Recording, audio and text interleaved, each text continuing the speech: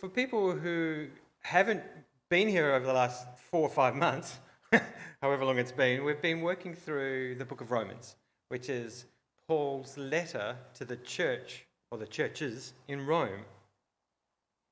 And just as a quick summary of where we're at, people have been asking Paul, apparently, whether God was actually trustworthy, whether he was actually going to keep all the promises that it had appeared that he has made, because it had appeared that he's actually abandoned the Jewish people. It was an issue. But Paul had it explained to us that not only was God trustworthy and he hadn't abandoned Israel at all, he hadn't broken his promises, but rather his promises were going to be fulfilled in unexpected ways, which is good news for us.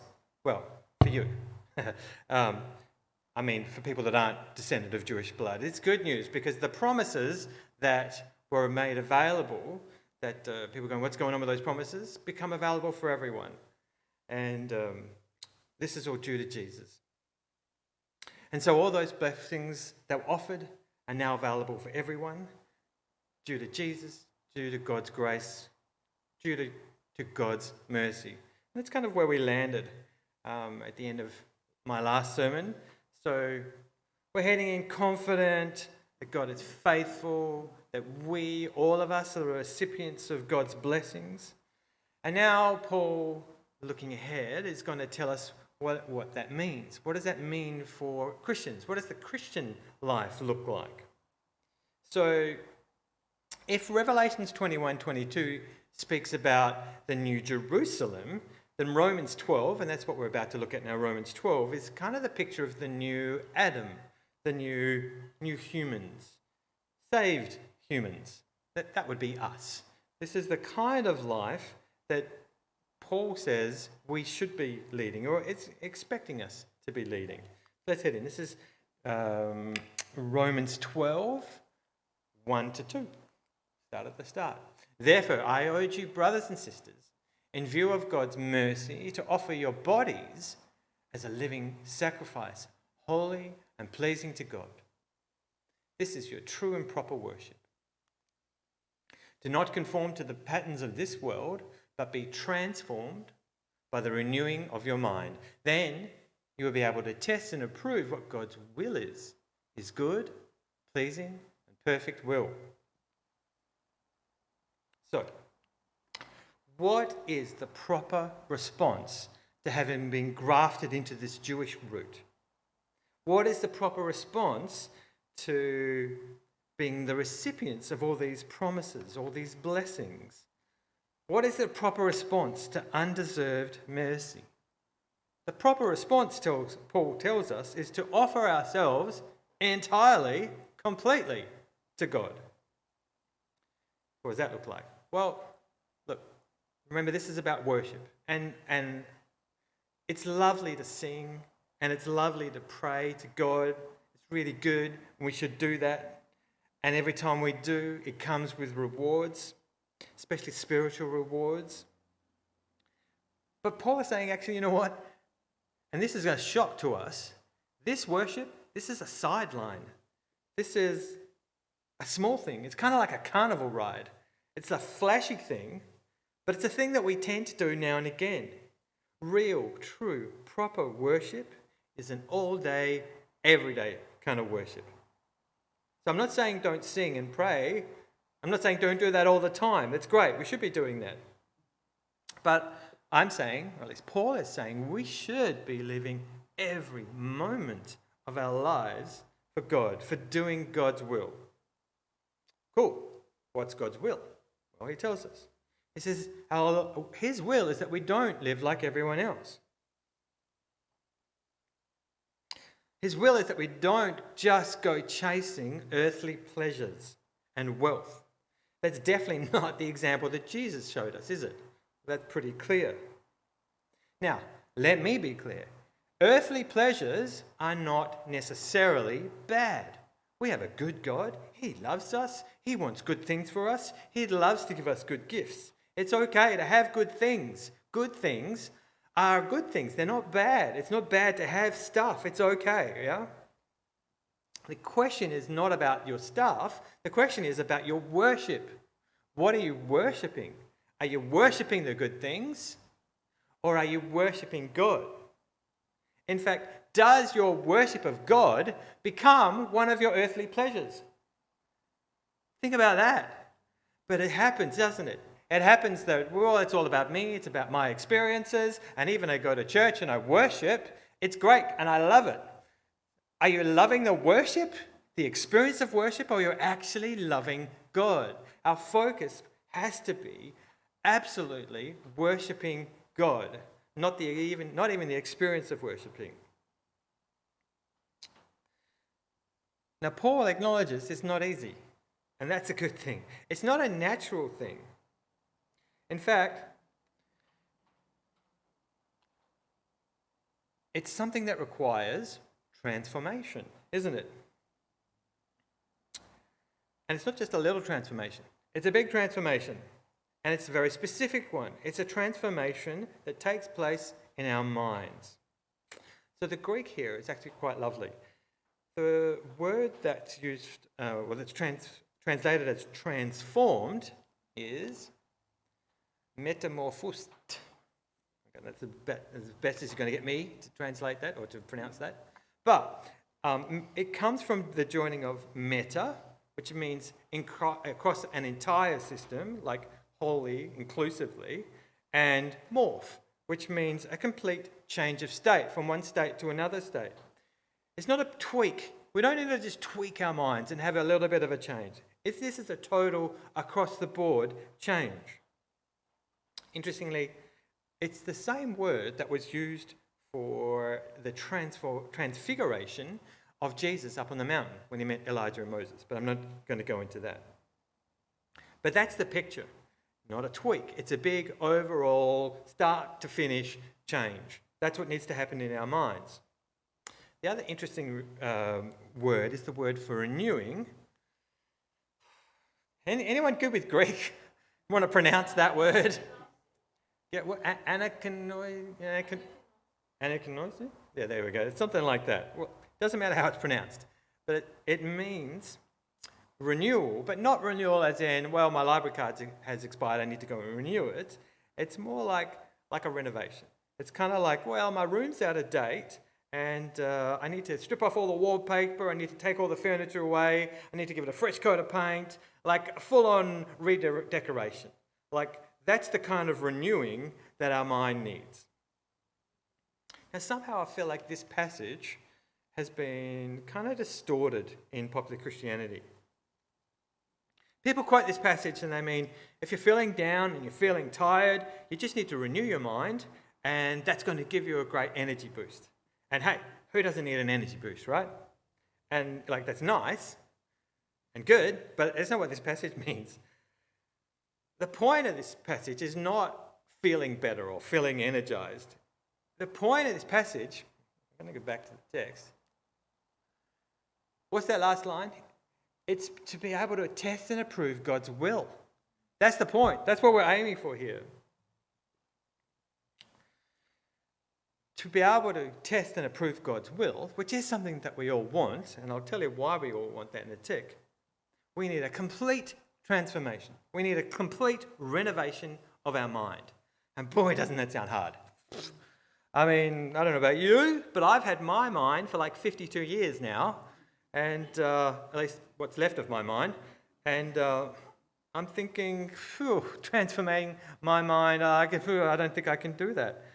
But you know what, if you think about kind of transforming or renovating a house, it actually doesn't matter how old the house is. It doesn't matter how old our minds are.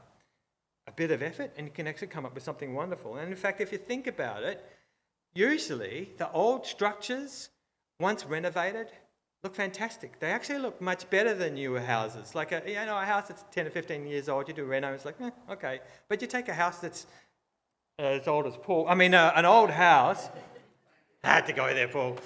You take something with more character, or something a bit older, and you reno, and it's like, woohoo, right? So don't be worried about having an older mind when it comes to the need to transform it. Okay, now what does that look like?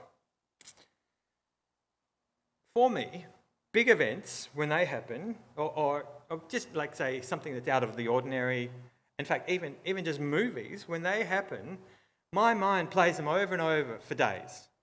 And they kind of get stuck there, whether I want to or not.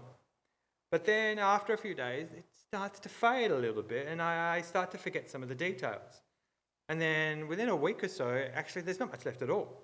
And then within a couple of months, it's pretty much gone, to tell the truth, within my mind. Like, I'm sure it's imprinted there somewhere, but I don't really have access to it anymore.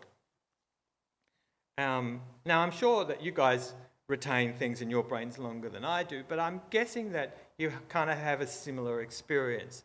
Over time, everything kind of becomes blurry, and then they tend to disappear. Almost everything.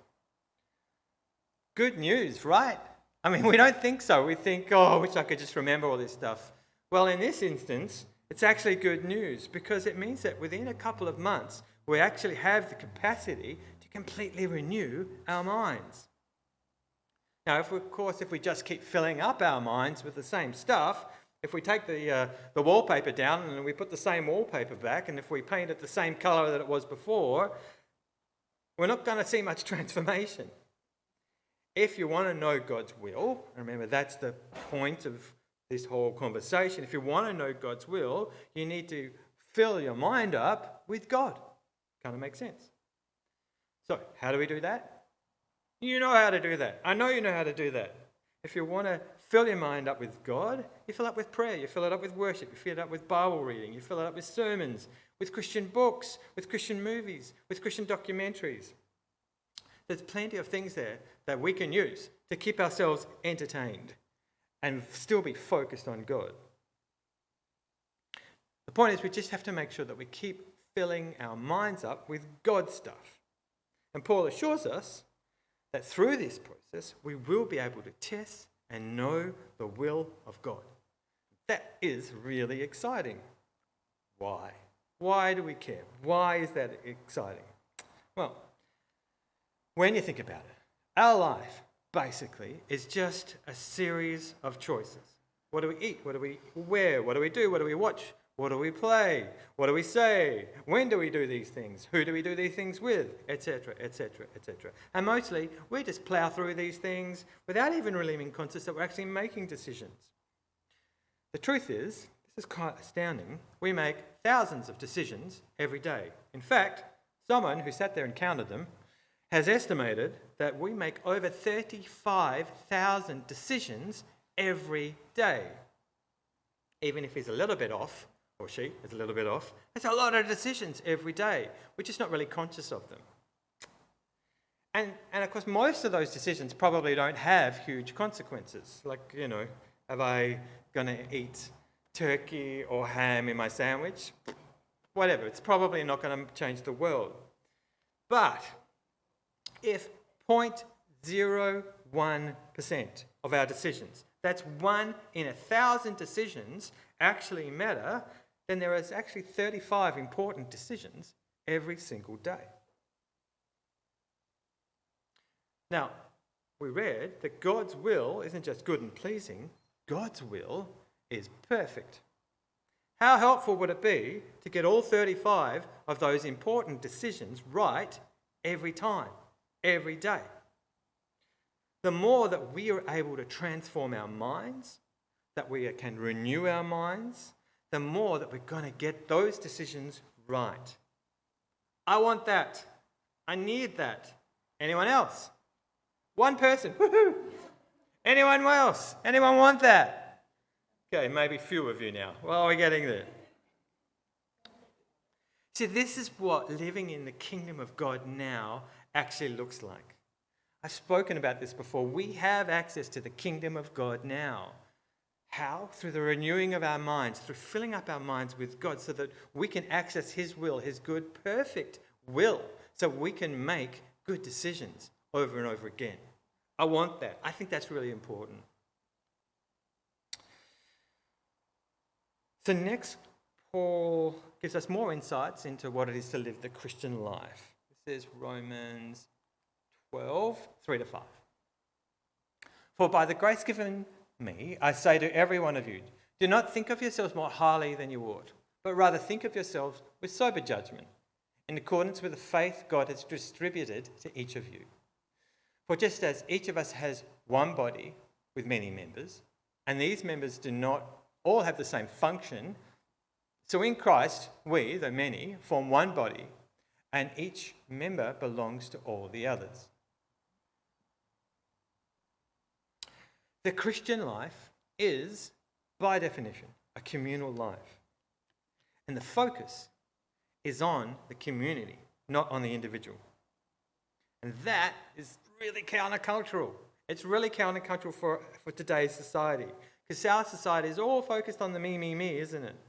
But this is so interesting. As I get to see my children and their friends, it's super attractive. Who would have thought? This young generation wants to be countercultural. They don't like this culture. If we want to be relevant, we need to be a counterpoint to society. This new generation is angry with establishment. They are looking for alternatives. Having a hive mind rather than a self-focused mind can and should and will be a genuine pathway to salvation. Now, Paul uses the body as a metaphor, but we could look at just about all of the natural world. Most creatures on earth function this way, believe it or not, from ants to zebras, birds and the bees. Most of creation structures itself this way. Each individual within the collective has a different role, but ultimately the goal is always the survival of the collective as a whole, not the individual. And Paul says that we as Christians, we should be the same. And then Paul goes on to give us a list of some of the different roles that Christians in the collective play. This is Romans 12, 6-8. We have different gifts according to the grace given to each of us. If your gift is prophesying, then prophesy in accordance with your faith. If it's serving, then serve. If it's teaching, then teach. If it's to encourage, then give encouragement. If it's to give, then give generously. If it's to lead, do it diligently. If it's to show mercy, do it cheerfully. See, it doesn't matter what your role is. It's not like one role is actually more prestigious than any other role. They're just roles. They're just roles that we've been assigned or roles that we've been graced with. What matters is, whatever the assignment that you've been given, that you do it well and you do it for the good of the whole. And Paul gives us some more instructions about Christian life. This is given the title. Remember, these titles are not what Paul would have written. It's given afterwards, but it's a good one. This is love in action. This is the Christian life. It's kind of long, but it's really nice to have a look at it. So this is Romans 12, 9-21. Love must be sincere. Hate what is evil. Cling to what is good. Be devoted to one another in love. Honour one another above yourselves. Never be lacking in zeal, but keep your spiritual fervour serving the Lord. Be joyful in hope, patient in affliction, faithful in prayer. Share with the Lord's people who are in need. Practice hospitality. Bless those who persecute you. Bless, do not curse. Rejoice with those who rejoice. Mourn with those who mourn. Live in harmony with one another. Do not be proud, but be willing to be associated with people of low position. Do not be conceited. Do not repay evil for evil. Be careful to do what is right in the eyes of everyone. If it is possible, as far as it depends on you, live at peace with everyone. Do not take revenge, my dear friends, but leave room for God's wrath. For it is written, it's mine to avenge. I will repay, says the Lord. On the contrary, if your enemy is hungry, feed him. If he's thirsty, give him something to drink. In doing this, you will heap burning coals in his head. Do not be overcome by evil, but overcome evil with good. I don't think we need to go through these one by one. A couple of sermons in there. The point is, look, there's nothing overly controversial here, really, is there? There's nothing really unexpected. And all we do, just do it from a position of love. And not just with friends and with family. Everyone, even your enemies, even people that persecute you. Want to be a point of difference in society? Want to be a a counterpoint to societal norms, then show love to your enemies. That'll mess them up. Show love to the people that persecute you. That will be a point of difference. Now, I realize that this is easier said than done, but let's just take a little bit of perspective about this whole enemies story. Right now, we just prayed about it. There's a war in Ukraine, as well as wars in other parts of the world. And enemies and persecution come in the forms of bullets and bombs. Just how deadly are your enemies? How much persecution are you actually facing from your enemies? Did someone cut in front of you when you were driving, maybe? Yeah? Or did someone say something bad about you on social media? Maybe someone disagrees with your point of view. Maybe they complain about your decisions. Did someone look at you funny? These are not exactly life-threatening situations, but that's about it for us. That's the level of our persecution. These are the things that get us upset. God says the only true expression of a genuine Christian life is to live one from, out of a position of love. You don't have to make things right. That's his job. You don't have to ensure that justice is done. That's his job. You just need to love. That is the start and the end of your assignment on earth. You just have to love. So, Eastleigh, be love. Be love. Be love. Let's pray. Lord, help us to live each moment for you. Help us to be in constant worship by doing your will and your will alone. Lord, transform us. Fill us up with you alone and purge us of all outside influences. Help us to love each other and to love the world. Lord, we trust you. We know that you will bring vengeance and justice. You will make things right. Remind us that at all times, our job is simply to be love according to your will and in accordance with your perfect plan. In Jesus' name, amen. So, as the worship team comes up, just one little thing to think about. How can you be love? What does that mean for you? What's God saying? How does he want you to be love?